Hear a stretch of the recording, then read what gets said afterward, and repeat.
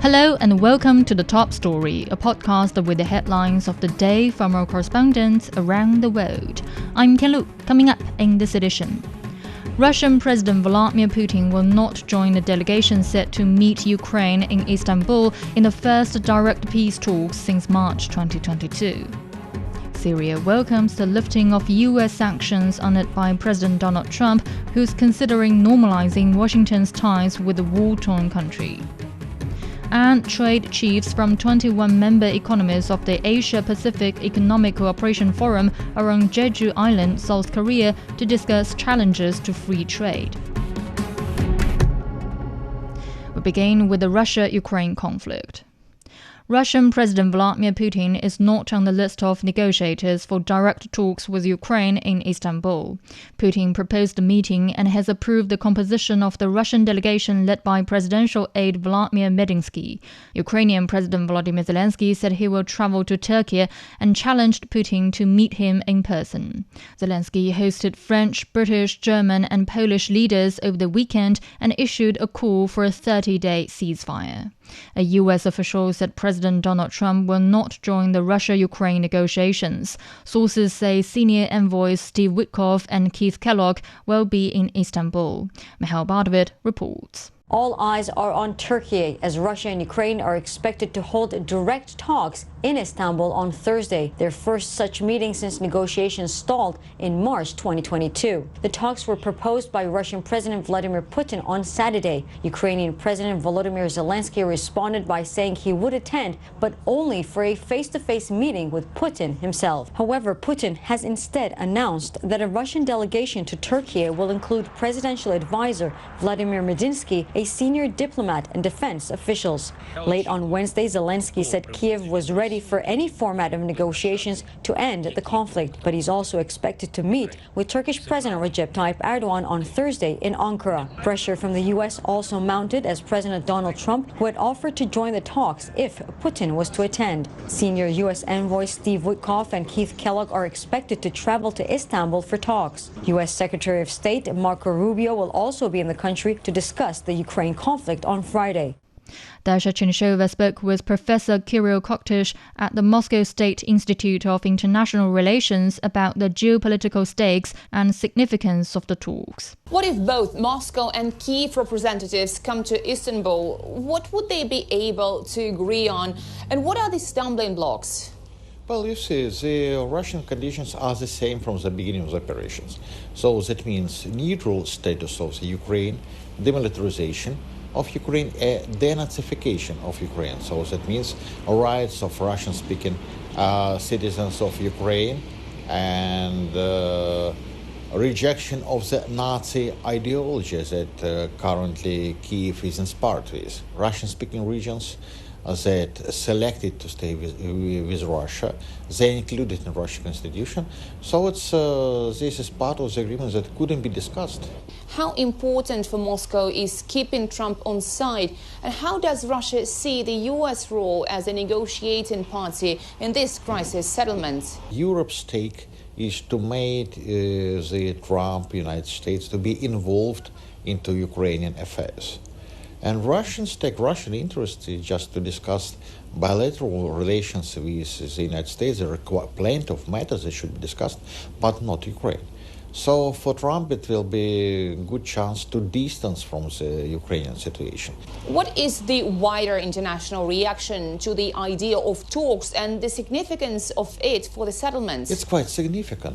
We see that the other world, the global south, the non-Western world, it keeps attentively, it understands what is happening and understands not through the Western spectacles but by its own perception.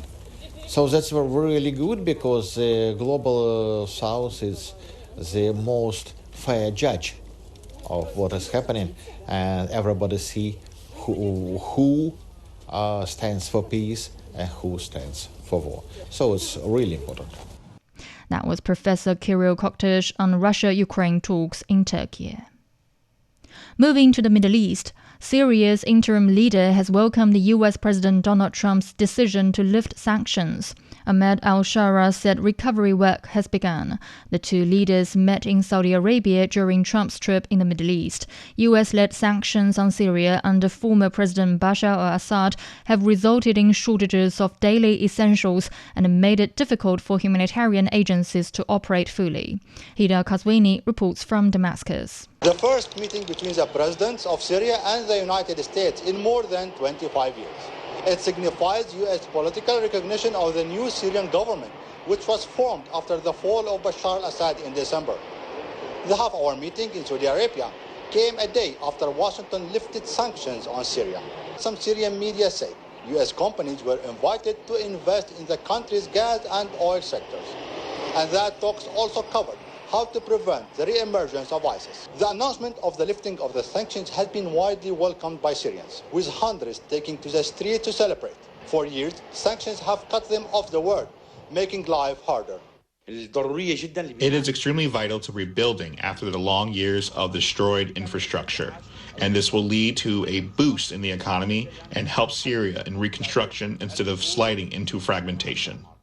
The Syrian pound also gained 40% in value following Donald Trump's decision. Syrians are hopeful now that they can get back on the path of post-war recovery and re-engage with the international financial services. That was Hida Kazwini on Syrians looking forward to re-establishing connections with the world. In Asia, trade chiefs from 21 member economies of the Asia-Pacific Economic Cooperation Forum are on Jeju Island, South Korea, to discuss challenges to free trade. Senior officials from the World Trade Organization and the Organization for Economic Cooperation and Development are also attending. Sheng Hem has more. These meetings are known as the APEC Ministers Responsible for Trade, or MRT, meeting. They'll be held over the next 2 days. South Korea, of course, is the chair of APEC this year. The Leaders Summit, or the Leaders Meeting, will be held later this year in November. So these 2 days of trade meetings serve as a preparatory session. Now, normally these would go under the radar, but of course, under the backdrop of ongoing global trade threats and protectionist sort of trends, all eyes are on Jeju Island to see what comes out of this. Now, 3 main themes are expected to be discussed over the next 2 days, mainly facilitating trade through innovation, enhancing connectivity via multilateral trade systems, and promoting prosperity through sustainable trade practices. And South Korea's trade minister, I think, said it best in the backdrop of what's happening in his opening remarks, saying that the global environment surrounding APEC economies faces an array of challenges. And given this challenging global trade environment, the role of APEC is more important than ever. But aside from the official sessions, all eyes are also on the sidelines, where bilateral meetings are expected to take place, including U.S. and Chinese representatives. South Korea, for their part, is also expected to meet with U.S. representatives, the USTR, following on the heels of high-level talks last month. But again, the expectation for these Jeju meetings, it's expected to provide a platform for significant bilateral discussions, including in addition to the official agenda here. That was Sheng Hem with the agenda of an APEC meeting in South Korea. In North America, China and the US have readjusted tariffs after talks in Geneva. Despite a cool down in the tariff war, American consumers have not escaped the impact of the high percentage rates on Chinese imports. One demographic in particular, expectant parents, is spending more than they'd bargained for on baby gear. Popping Putin spoke with Capital Kids owner Daniel Franco about the industry's perspective. Babies are big business, a market worth more than $350 billion worldwide, as excited parents invest in baby clothes and gear. But big-ticket items like strollers, cribs and car seats are increasingly becoming prohibitively expensive. Owner of baby gear store and e-commerce platform Capital Kids, Daniel Franco, says US tariffs on Chinese imports have increased his prices by as much as 30 to 70%. A stroller that's going to cost us now $900 or $1,000, we're going to have to sell that stroller for $1,800, $1,900. That's a hard sale. That's a very hard sale. Baby products are increasingly unaffordable as the pocketbooks of average Americans are already squeezed by ongoing inflationary pressures. It's definitely affected our sales. Customers are not driven to the brick and mortar store. They're also not driven to the ourcapitalkids.com website because they just can't afford it. I can't say that in a year from now, if we're having to pay tariffs of 145%, that we'll still be in business, whether it's brick and mortar or whether it's online. As tariff uncertainty continues, baby gear stores are still readjusting both their importing and warehousing strategies and just how high a cost they'll pass on to expectant parents. More than 70% of baby gear imported to the US is made in China. It's a well-established supply chain refined over the last 15 years or so. Chinese manufacturers, unlike many of their Asian counterparts, have perfected the production at scale of high-end baby products that meet the design and safety specifications of American companies and consumers. Baby gear is now caught up in the Trump administration's tariff strategy to rebuild the US manufacturing industry. What would you say to Americans who think, well, this is a good idea. We do want America first manufacturing? It's impossible. Americans cannot make the product as fast, quality as China does. Despite the 90-day pause on the 145% tariffs the US had levied on China, a 30% rate remains. And analysts say the recent price hikes on baby gear are unlikely to come back down anytime soon, while the long-term outlook for tariffs remains unclear. That was popping Putin on more uncertainties for American industries if the US trade war continues. Finally, in Europe, a report has explored the potential of China and the European Union working together on climate change. The Institute for European Environmental Policy and Peking University's Institute of Carbon Neutrality wrote the paper as China and the EU mark 50 years of diplomatic relations this year. Ray Addison reports from Brussels. China and the European Union must act as twin engines to drive the green transition. That's the key message announced at the launch of a new high-level report commissioned by CGTN Europe and authored by climate and policy experts. Green is the color of China-EU cooperation. Advancing and deepening our green partnership is not only vital for the well-being of our two peoples, but also carries the hopes of global sustainable development. The report also carries forwards written by Xie Jianhua, China's former top climate envoy, and Jos Delbeke, former EU climate chief, stressing the urgency of continued China-EU cooperation to achieve the goals of the Paris Climate Accords. Attending the event, VIPs and representatives of international climate bodies reflected on China and the EU's long history of cooperation on climate change and discussed 4 key recommendations made by the paper's authors: that China and the EU should inject strong political momentum to accelerate the global green transition, enabling fair and inclusive solutions and mobilizing more bottom-up climate actions. We looked at both China and EU blocs' individual policies. Then we looked together at what is already there in terms of climate cooperation, but we're mostly focused on what is missing at national, individual level, and what is missing in the cooperation per se. For those attending, the report was a reminder that 2025 marks 50 years of diplomatic relations between China and the EU. Much has been achieved by this important milestone, but there is always more that can be done.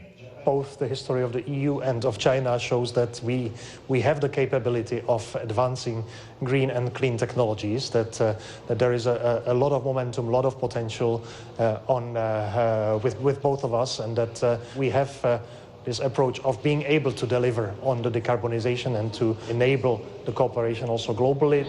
The consensus in this report is clear. By working together in partnership, China and the EU can drive the global green transition faster, fairer and more effectively, sharing expertise, scaling innovation and ensuring that no country is left behind in the transition to a greener planet. That was Ray Addison on China and the EU taking a leading role in combating climate change. Recapping today's headlines. Russian President Vladimir Putin will not join a delegation set to meet Ukraine in Istanbul in the first direct peace talks since March 2022. Syria has welcomed the lifting of U.S. sanctions on it by President Donald Trump, who's considering normalizing Washington's ties with the war-torn country. And trade chiefs from 21 member economies of the Asia-Pacific Economic Cooperation Forum are on Jeju Island, South Korea, to discuss challenges to free trade. That's it for this edition of The Top Story, a podcast that brings you world headlines every weekday. For more news in politics, business, sports and culture, you can subscribe to The Beijing Hour, a one-hour podcast news magazine program. We welcome and appreciate all ratings and reviews. I'm Tianlu. Thank you for listening.